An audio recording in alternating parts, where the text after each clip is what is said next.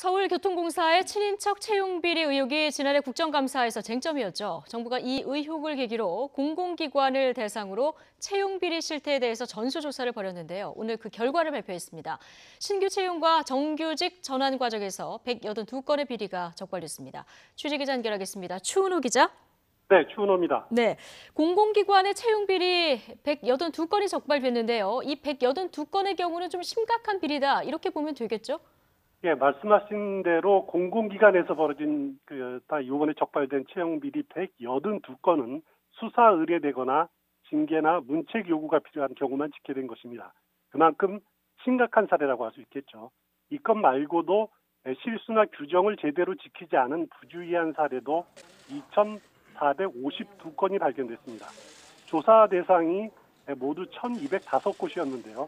그 가운데 910곳, 910곳의 기관에서 비리나 실수 같은 잘못이 적발됐으니까 채용 과정에서 비리나 실수가 얼마나 만연됐는지를 여실히 보여주는 수치가 아닌가 생각이 됩니다. 채용 비리로 적발된 142건 가운데 부정청탁이나 상급자의 부당한 지시가 있었거나 친인척 특혜 등의 비리 혐의가 있어서 수사 의뢰된 경우는 36건입니다. 146건은 채용 과정에 중대한 과실이 있는 경우로 징계나 문책이 필요한 경우들입니다. 유형별로 보면은 신규 채용과 관련된 채용 비리가 158건, 그리고 정규직 전환과 관련된 비리가 24건이고요. 이 가운데 친인척 특혜 채용 의혹이 있는 심각한 비리도 16건이나 됐습니다. 구체적인 사례를 살펴보면 경북대병원은 의료 관련 자격증이 없는데도 직원의 자매, 조카, 자녀에게 응시 자격을 줘서 최종 합격시킨 경우가 있었고요.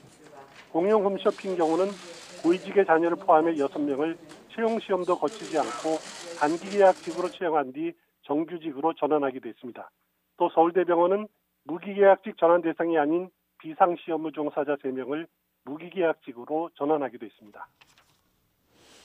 네, 채용 비리에 연루된 사람들도 있을 거고 또 이들 때문에 피해를 입은 사람들도 있을 텐데 앞으로 그렇습니다. 어떻게 되는 겁니까?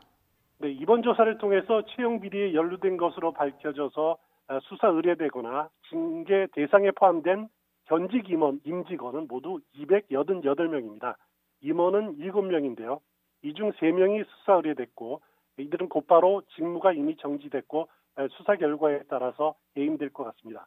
문책 대상인 4명의 다른 임원도 신분상 조치를 받게 됩니다. 그리고 직원 281명 역시 즉시 업무에서 배제되고 기소가 되면은 절차에 따라서 퇴출됩니다.